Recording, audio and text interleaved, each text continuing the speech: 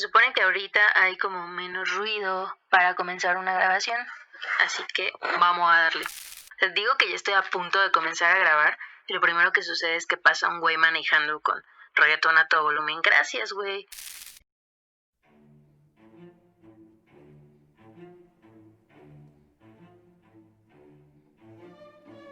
Ya está. 4.5 millones de años de existencia de nuestra casa. Esta acogedora bola azul con las condiciones perfectas para poder coger y respirar durante algunos cientos de miles de años. Apenas un parpadeo geológico que nos ha bastado para poder vaciar en cualquier recoveco que encontremos nuestros aires de especie próspera y civilizada. Humanos por ahí, humanos por acá, progenie. ¿Qué podría salir mal? No debería de sorprendernos. Tal parece que la hemos estado cagando desde el principio. Después de 7 días de misteriosa duración, con sumo cuidado y preparación, 6 días de preparación y 1 de descanso, se supone que ponen al primer par de nosotros en medio de condiciones paradisíacas. ¿Y qué pasó? Pues que la cagaron. Y no estoy muy segura de que haya razones para poder juzgarlos. Yo lo hubiera cagado y chance hasta más rápido. Pero, en realidad, ¿hay motivos para creer que alguna especie podría convivir en santa paz con el peso de la perfección del paraíso en sus espaldas?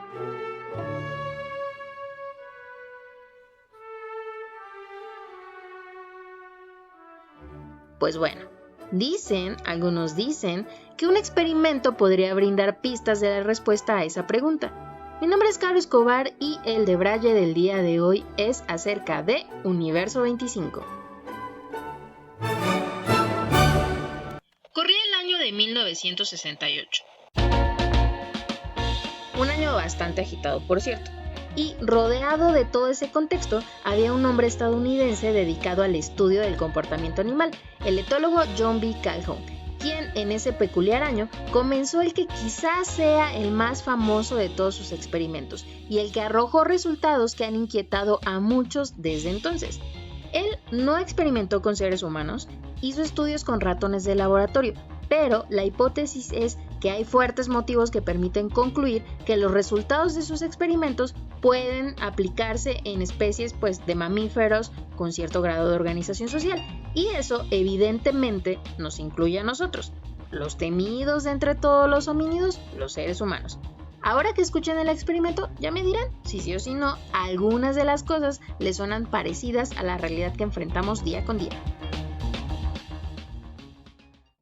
Miembro del Instituto Nacional de Salud Mental de Estados Unidos, este científico llegó a utilizar citas bíblicas para dar introducción a sus hallazgos, a ese grado de intensidad. Ahora verán por qué, ahora escucharán por qué. En uno de sus artículos nos advierte que, aunque hablaría principalmente de ratones, sus pensamientos y preocupaciones también se extendían a los seres humanos. Es entonces que menciona nada más y nada menos que al Apocalipsis y justamente a la parte de las revelaciones que se le dieron al señor Juan, que hablan acerca de la denominada segunda muerte o la muerte del cuerpo provocada por 4 factores a los que el etólogo les ve equivalencia a situaciones que ocurren en el ambiente. En primer lugar tenemos la espada, cuyo equivalente para Calhoun sería la inmigración, la hambruna, que el etólogo divide en 2 factores, siendo estos la escasez de recursos y las inclemencias climáticas. El tercer factor sería la pestilencia, equivalente a las enfermedades, y por último, las bestias salvajes, que tendrían como factor ecológico equivalente la depredación. ¿Por qué era importante mencionar eso? Pues bueno, porque con ello en mente, John Calhoun diseñó el entorno utópico controlado en el que no habría cabida para ninguno de los factores descritos. Los 4 factores apocalípticos no iban a ser ningún pinche problema, valían madres en ese entorno. Iba a ser un espacio tan bondadoso para vivir que las causas más comunes de la mortalidad se la pelaban. De ahí el mencionar que era el paraíso diseñado. Este universo tendría una base de 2.57 metros cuadrados con paredes de una altura de 1.37 metros, para que se vayan haciendo una idea de cómo lucía ese entorno.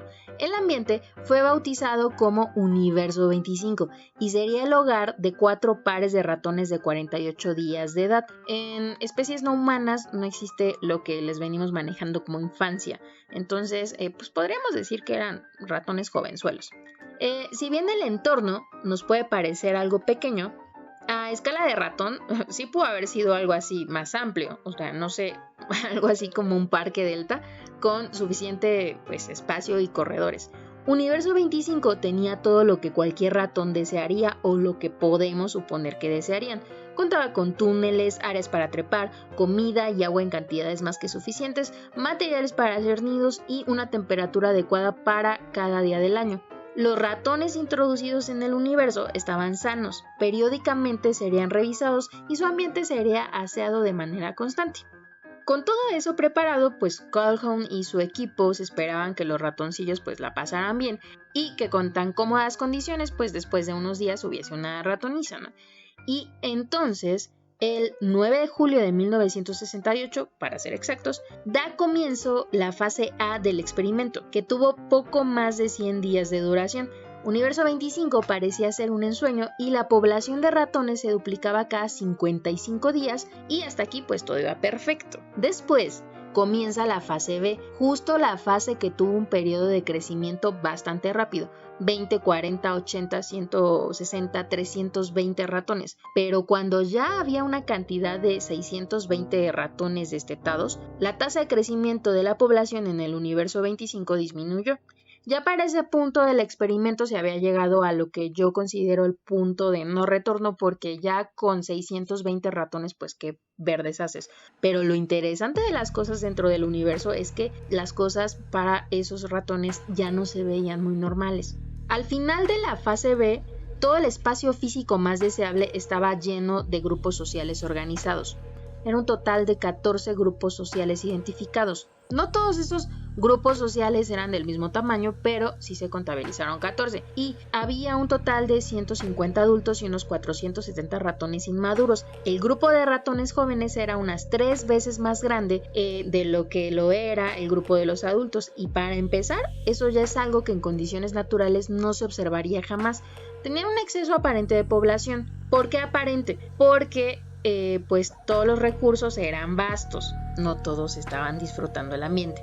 La fase C del experimento comenzó al día 315 y es la fase más interesante y la fase con la que muchas personas encuentran similitudes a nuestra sociedad.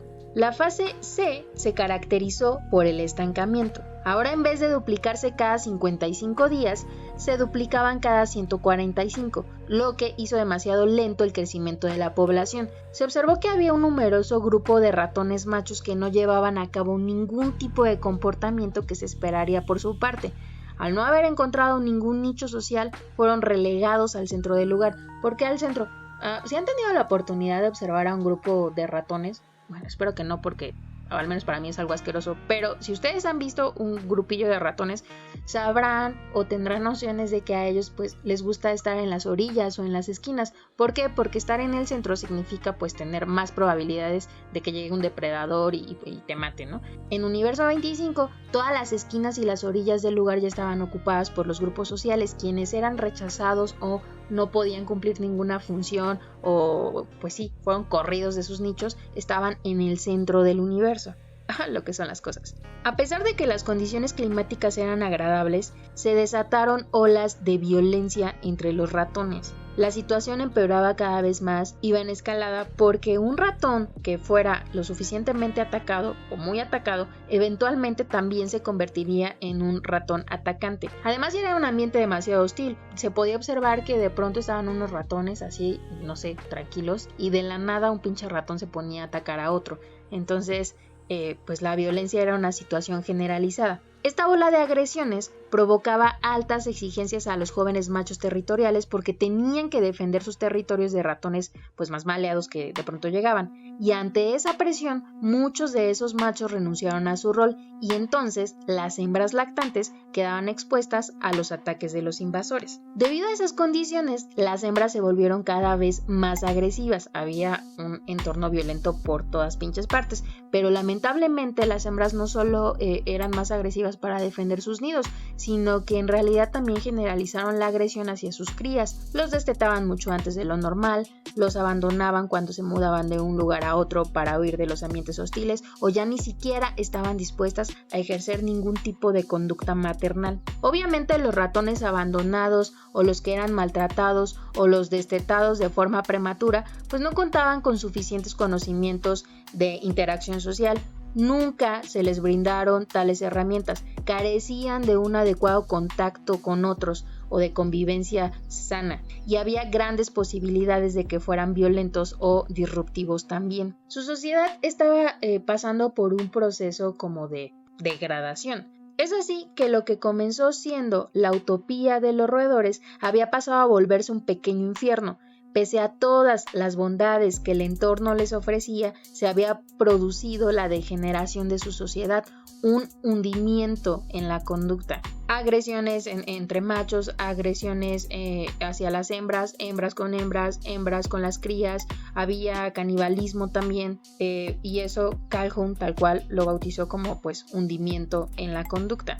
Es curioso leer literatura al respecto. Si ustedes investigan por su cuenta, seguramente van a encontrar como algunos videos o textos en los que, aparte de hablar de la violencia y el canibalismo, también meten como hundimiento conductual conductas homosexuales, ¿no? Y así lo ponen. Y si yo me traslado a 1968, pues bueno, entiendo que pudieron haber considerado que conductas homosexuales en los animales eran parte de una especie de hundimiento, entre comillas. Pero si encuentran a alguien que en pleno 2020 considera que conductas homosexuales son parte de degeneración social, pues qué pedo con ellos. Pero bueno, este tipo de ratones que fueron sometidos a este experimento en condiciones naturales no matarían ni serían agresivos a lo pendejo. En condiciones en las que supuestamente estarían en más peligro o más expuestos a factores de mortandad, pues no mostrarían conductas de ese estilo. Algo había salido mal en el paraíso. Y como cualquiera podría vaticinar, llegó la fase D, la fase de su muerte. La incidencia de embarazos disminuyó notablemente. Algo que también se observó es que las hembras que aún tenían hijos no daban a luz a camadas del número que naturalmente se esperaría, que son 5 ratoncitos, sino que solamente parían a una cría. Los jóvenes, además, no tenían muchas oportunidades de sobrevivir en un entorno tan agresivo como el de Universo 25. Ni hembras ni machos parecían estar interesados en participar en conductas de cortejo. Curiosamente, se observó que se formó un grupo de machos a los que los investigadores apodaron algo así como los guapos o los hermosos, debido a que, pues a diferencia del resto de la población, ellos no mostraban heridas ni cicatrices. Su pelaje estaba sano, intacto y se debía a que no formaban parte de ningún grupo social. Ellos no participaban de peleas, por lo tanto, y se habían aislado. No hacían más que procurar su autocuidado. Procuraban vivir alejados, comer en horarios en los que el resto no comía, dormir mientras los otros no dormían, pues en general vivir apáticos. Los ratones en general no son así. Duermen todos amontonados, comen todos juntos, pero Universo 25 les arrancó esos rasgos conductuales. Justo en esta fase de violencia en su sociedad, otra investigadora llamada Halsey Marsden colocó pequeños grupos de ratones de los guapos junto con algunas hembras también y los colocó en otros entornos con pues también bondadosas condiciones respecto a recursos y en cantidades de población bastante más bajas, pero no se observó algún cambio en su conducta. Tenían una pérdida casi total de la capacidad para comenzar una sociedad estructurada o a participar en conductas reproductivas. O sea, en el mundo de Universo 25 ya nadie quería ser papá, ya nadie quería ser mamá. La última concepción se dio en el día 920, Para marzo de 1972, el universo ya no albergaba vidas jóvenes, ya que el promedio de edad de los supervivientes era de 776 días, y eso es mucho para ser ratón. El 22 de junio del mismo año ya solo había 122 machos y 100 hembras, una población vieja con muy pocos jóvenes que no estaban dispuestos a reproducirse. La proyección realizada por los científicos en esos momentos del experimento indicaba que para mayo de 1973 el último macho estaría muerto. Cuando estaba leyendo el artículo acerca del experimento, por unos instantes tuve la sensación de que algo había golpeado fuertemente una idea reforzada en las películas hollywoodenses, y pues ahí les va. Es más, abramos la sección La vida destruyendo ideas reforzadas por Hollywood. Ante semejantes hechos, la idea de que cuando una población se reduce a unos pocos grupos remanentes y que esos pocos grupos aún pueden tener esperanza en que algunos individuos puedan reiniciar el crecimiento de su población, pues se veía contradicha. Y pues si la cosa se va a poner así, pues que ya se cancelen los planes de colonización de otros planetas para cuando todo aquí ya valga verga. Y bueno, de todos modos, los finales de las películas en donde la humanidad enfrenta desmadres superiores a los que habitualmente enfrentamos, pues nunca me parecieron muy convincentes. O sea, películas tipo Bear Box o Soy Leyenda, cosas así. Pero ya, esa soy yo de amargada. No vamos a condenar el destino de la especie tan pronto, ¿sí?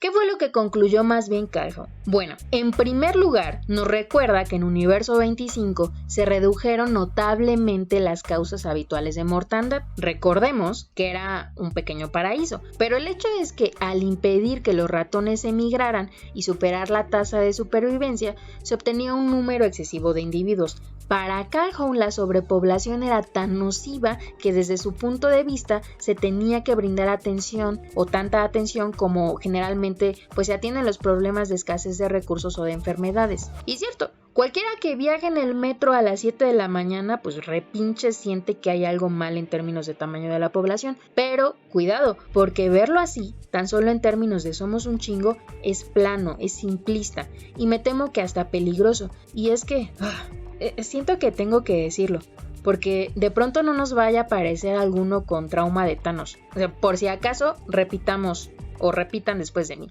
Los crímenes de lesa humanidad no son la solución a nuestros problemas. Todos conmigo, una vez más, los crímenes de lesa humanidad no son la solución a nuestros problemas. Ay, babies, es que tanto pinche desmadre en el siglo XX, tanta clase de historia, tanta película de la Segunda Guerra Mundial y aún así puede haber uno que otro güey que nos venga a mal pensar.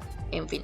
De hecho, a Calhoun llegó a consternarle la manera tan negativa o tan simplista en la que algunos pudieron tomar los resultados de sus investigaciones. Y es que sus conclusiones fueron tomadas casi que para todo, de hecho hasta para campañas de planificación familiar. Yo solo apuntaría, o sea que también él se nos puso en un tenor muy intenso cuando se le leía citar al Apocalipsis en sus artículos, al comienzo de sus artículos, con todo y versículo. Pero al final del día yo no lo culpo, porque 1968 sí fue un año algo culero, o agitado por lo menos. Tenías a la guerra en Vietnam, la muerte de Martin Luther King, la primavera checa y lo que terminó pasando con ellos. Estaban los movimientos estudiantiles, ya ven que acá en México pues nos tocó lo del 2 de octubre y el mundo seguramente pues no lucía como un lugar precisamente quieto. Y como menciona Edmund Ramsden en un boletín de la OMS, a menudo no se reconoce la importancia de las aportaciones de Calhoun, quien no solo debería de ser leído como el hombre que nos hablaba del problema de la densidad poblacional reducido a cantidad de sujetos en determinado espacio físico, sino como alguien que, como afortunadamente algunos otros, pues ha alumbrado camino hacia las investigaciones sobre la degradación medioambiental, violencia urbana, el efecto del espacio o el entorno en donde labores, en donde estudies, en donde vivas, incluso los efectos del hacinamiento y de la vida sardina. Yo creo que incluso, con cierto cuidado, el tema de Universo 25 alcanza hasta para tocar temas de interacciones sociales u organización social. A Calhoun se le puede leer argumentando que si las oportunidades para el cumplimiento de ciertos roles se quedan cortas ante la demanda de individuos capaces de cubrirlas y que además tienen expectativas de hacerlo, se nos presenta un escenario de violencia y alteración de la organización social. Y miren que como millennial de, se supone, clase media, eso de ser un chingo y tener pocas oportunidades es algo que sí entiendo y que sí me pega. Bueno, es más, creo que de la generación X para acá ya sabemos qué es eso de ser un chingo y tener pocas oportunidades, ¿no? Al igual que en Universo 25,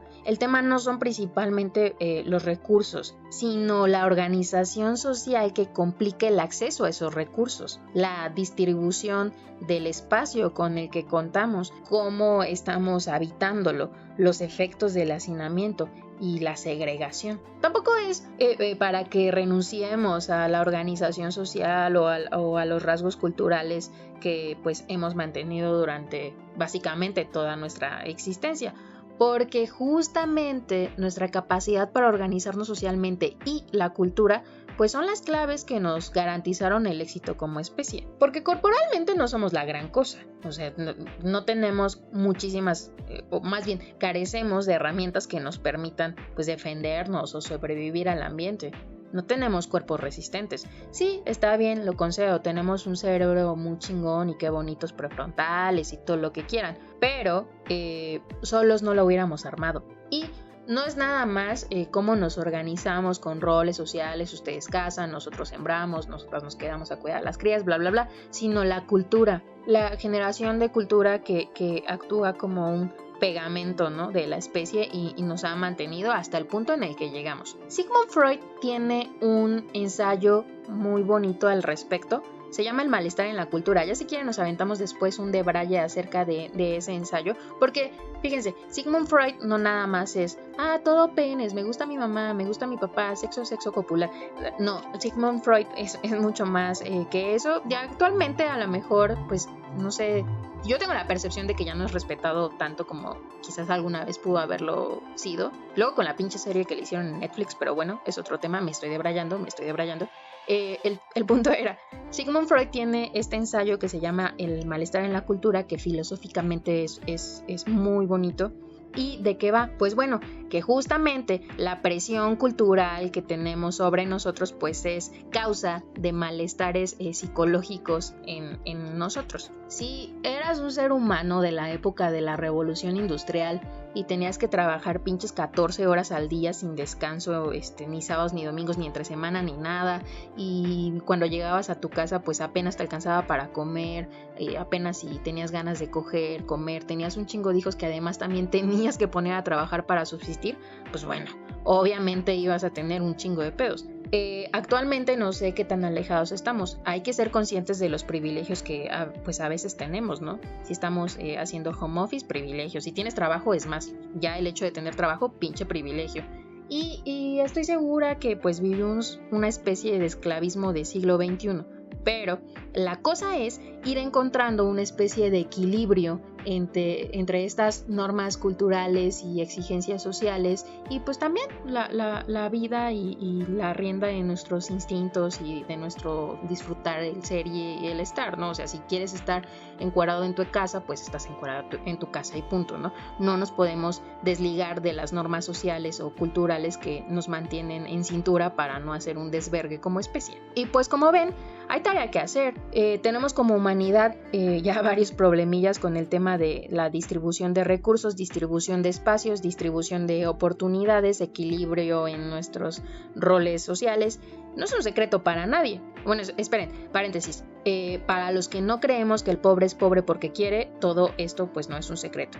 No es solo que somos un chingo. No es lo mismo ser un chingo y vivir con tus roomies en Ciudad de México a ser un chingo y vivir en la casa de tu abuelita en Ecatepec. En cuanto a sentirse hacinados, ¿hasta qué grado nos puede afectar que te rentes un cuarto de 3 metros cuadrados y que además tengas un baño pero compartido? ¿Qué pasa si en la oficina tengo a 30 centímetros de distancia nada más pues a otro cabrón? ¿Qué pasa si en el cubículo donde trabajo está completamente alejado de la pinche luz del sol y no hay ventanas y solo veo una pinche pared blanca? Pues bueno, todo esto ya está siendo estudiado. Éntrenle duro a las lecturas acerca del tema porque hay un chingo de dónde abordar el rollo.